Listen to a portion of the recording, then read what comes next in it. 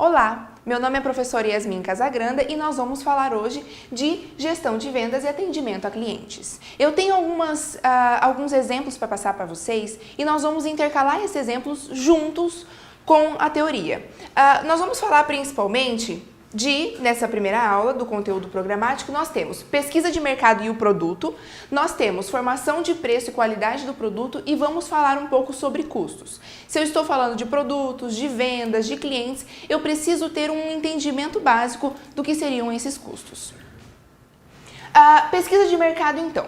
Para que serve e para que é colocado em prática, para que é desenvolvida essa pesquisa de mercado? A pesquisa de mercado, então, na sua teoria, está dizendo que tem como fim suprir o gerenciamento com informações sobre fatores que afetam o consumidor. Quais seriam os fatores que afetam o consumidor? Todos os mesmos fatores que afetam o mercado também.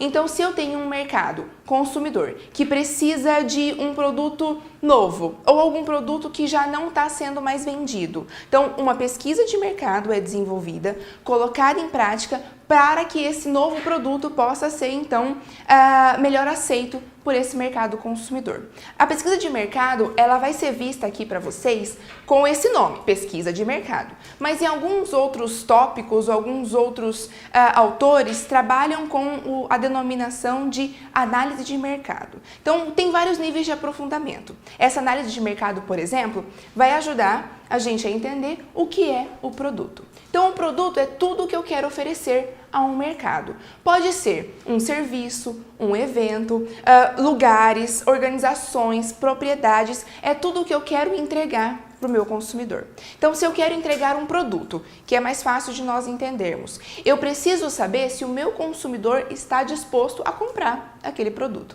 Então, se eu quero vender um novo tipo de carro, eu preciso de uma análise de mercado para que o meu cliente me diga e me dê informações suficientes para eu entender se vale a pena colocar aquele carro no mercado, por exemplo.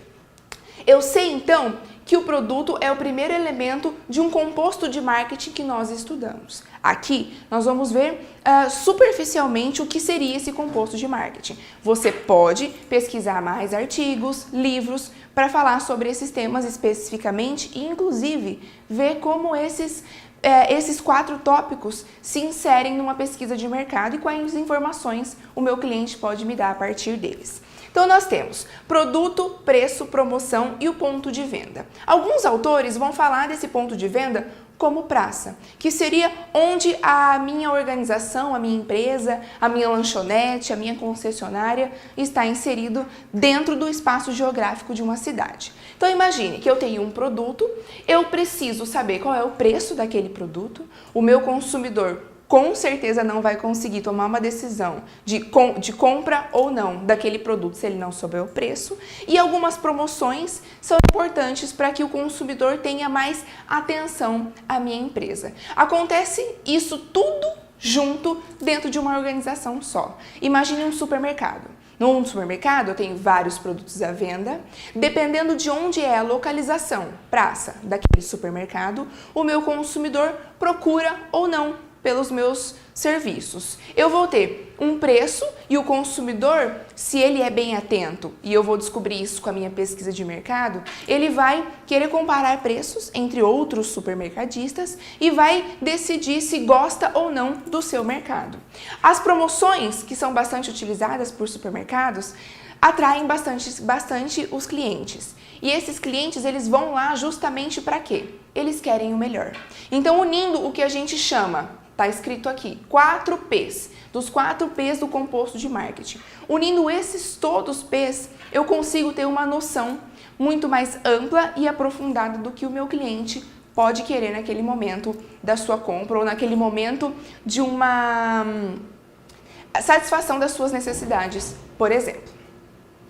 Quando eu falo, então, de preço, nós vamos falar um pouquinho mais dele agora, eu falo de fator importante desse mix de marketing e eu preciso observar alguns elementos do meu preço. Eu preciso saber, por exemplo, o prazo de pagamento, quais são condições de financiamento, quais descontos eu estou disposto a dar para o meu cliente. Então, no momento de venda e no momento de negociação de uma venda, eu preciso ter como vendedor essas informações muito claras para mim, para que eu possa, naquele momento de pergunta, de dúvidas do meu cliente, eu responder prontamente ao que ele necessita naquele primeiro momento.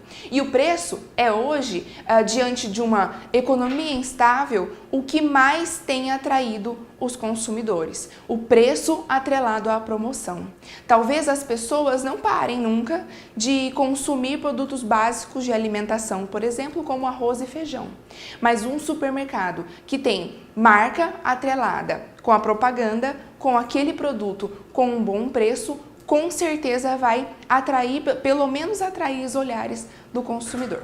Se ele vai comprar ou não, nós vamos falar sobre isso em um momento quando a gente for conversar sobre o fechamento de uma venda. Eu tenho então que a formação desse preço deve sempre cobrir o investimento. Aqui nós vamos lidar com a palavra investimento para falar das despesas e dos custos que uma empresa, uma organização tem para produzir aquele produto. Então imagine só, o meu investimento é sempre o que eu preciso ter muito bem alinhado para que possa ser justo para o meu público. Eu sei que seria muito interessante fazer produtos mais caros ou produtos com a melhor qualidade, um sanduíche, por exemplo. Imagine todas as partes da fabricação de um sanduíche. Eu preciso do pão, eu preciso da carne, eu preciso de elementos de salada, talvez algum molho. Cada um desses elementos em separado fazem parte do primeiro investimento. O investimento que eu tenho de custos iniciais que vão ser atrelados com algumas despesas para que aquele produto possa ser colocado no mercado. Então nós vamos ver que esse investimento tem que ser muito bem pensado.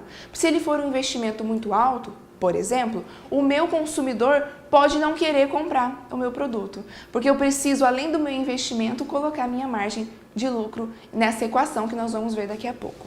É a necessidade de conhecer principalmente a minha concorrência. Mais uma vez, não posso entender que vou colocar com a melhor qualidade um pão novo ou vou criar um pão com uma farinha especial, mas que a minha concorrência não usa ou a minha concorrência usa em parte e assim o produto dela é muito mais barato do que o meu. Se eu tenho um produto muito caro, aí ainda preciso voltar lá no começo da aula de uma análise de mercado, uma pesquisa de mercado para entender se o meu consumidor está disposto a pagar por aquele produto. Então, entender a concorrência e a realidade da população. Dependendo de onde eu for colocar a minha lanchonete para vender o sanduíche, pode ser que nessa praça, lembra da localização onde a empresa está inserida, alocada, dependendo de qual é a realidade da população naquele local, pode ser que eles estejam dispostos a pagar muito mais por um sanduíche, mas em outras regiões da mesma cidade, inclusive, pode ser que a população não tenha condições ou não queira ou não tenha interesse por aquele produto que você está oferecendo. Então, eu tenho sempre que pensar, falando do preço, em o quanto eu posso oferecer de desconto. Faz parte da ideia e do raciocínio de composto de marketing, eu já deixar estabelecido o quanto eu posso dar de desconto para o meu cliente ou não, né? Então, se o meu cliente fez um pedido para mim, se ele comprou um carro, até onde eu posso dar de desconto para ele? O quanto eu posso oferecer de benefícios, de alterações no prazo de pagamento ou quais concessões eu posso fazer dentro dessa área financeira. Então, o preço. O preço deve cobrir o investimento, deve ser justo para o público e o meu preço final, ele é dado por uma fórmula simples. O meu investimento, o quanto eu comprei, lembra do sanduíche, o quanto eu comprei de pão, de queijo, de carne, de salada, de molho e todos os elementos que vão compor o sanduíche e a minha margem de lucro. Imagine que eu gastei para um produto R$10. Com todos os elementos que eu vou usar para compor aquele sanduíche. Eu quero ter de margem de lucro R$5. Então, claro que se eu tive um investimento de 10, eu quero ganhar sobre aquele produto R$5, eu vou ter um preço de R$15 no final. O preço que a gente paga por um produto está sempre atrelado com o que a empresa investiu para poder colocar o meu produto no mercado. E isso aqui, quando eu falo do investimento, o meu investimento é o que vai determinar a qualidade do meu produto. Então, o meu produto vai ser bom ou vai ser mediano ou menos bom, dependendo do que eu vou comprar para investir na formação daquele produto. Então, ainda no exemplo do sanduíche, eu posso comprar um pão mais caro ou menos caro. Eu posso escolher a qualidade da carne que eu vou colocar naquele sanduíche. E isso é o que vai determinar a minha qualidade do produto. Quando eu sei que o meu produto tem ótima qualidade, que a minha carne é de boa qualidade, o meu queijo é de primeira linha, eu sei que o meu produto tem qualidade porque houve um bom investimento naquilo. Então, quando eu for falar lá do meu preço, eu vou poder colocar uma margem de lucro até um pouco maior. Eu vou poder cobrar mais por aquele produto porque ele tem a qualidade. Custos. Nós precisamos então falar um pouco desses custos que estão dentro daquele investimento, né? São dois tipos de custos que nós vamos tratar aqui. O primeiro são os custos fixos, aqueles que não sofrem alteração caso aumente ou diminua a produção. Quer dizer que um custo fixo para eu produzir um sanduíche, eu ainda preciso de energia elétrica. Eu preciso pagar a conta de água daquele estabelecimento. Então, energia elétrica e conta de água são custos fixos do meu negócio, independentemente do quanto eu vou produzir de sanduíche. Ou se em uma semana eu não produzir nada de sanduíche, eu ainda vou ter que pagar esses custos da estrutura do ambiente, né? Então, por exemplo, limpeza e conservação, eu ainda vou precisar que o meu estabelecimento seja limpo. Aluguéis, equipamentos, instalações, salários das pessoas que trabalham comigo, tudo isso faz parte de custo fixo, independentemente do quanto eu produzi naquele momento, naquele mês, naquela semana, dependendo de como você for fazer essa contabilização. E os custos variáveis são aqueles que variam proporcionalmente de acordo com o quanto eu vou produzir. Então, com certeza vai mudar o meu custo se eu produzir 10 sanduíches numa noite ou se eu produzir 1.100 sanduíches numa noite, né? Então, eu vou precisar de uma quantidade diferente de carne, por exemplo, para 10 sanduíches e uma quantidade diferente de carne para 100 sanduíches. Então, o que é que muda nesses custos fixos? São as minhas matérias-primas. A matéria-prima é o que eu uso de elemento principal para aquele produto. Então, num sanduíche, pão é matéria-prima, carne é matéria-prima para que possa sair o produto sanduíche. Comissões sobre as vendas, então se os meus vendedores recebem comissão pelo tanto de vendas que ele tem naquele período, então isso também vai ser um custo fixo ou um custo variável, porque aquilo vai variar. Os meus insumos produtivos, e eu tenho tudo isso como uma implementação do que seriam os custos variáveis de um negócio. Aqui está estabelecido água e energia, porque dependendo do meu produto, eu posso usar mais ou menos água. Então imagine que é um produto, é uma fábrica de tratamento de couro. Nessa fábrica de tratamento de couro, a água e a energia são importantes. Se não tem produção, tenho uma energia que é fixa do prédio. Se eu tenho produção, eu tenho que usar, por exemplo, água para fazer um tratamento de lavagem no couro antes de ser vendido.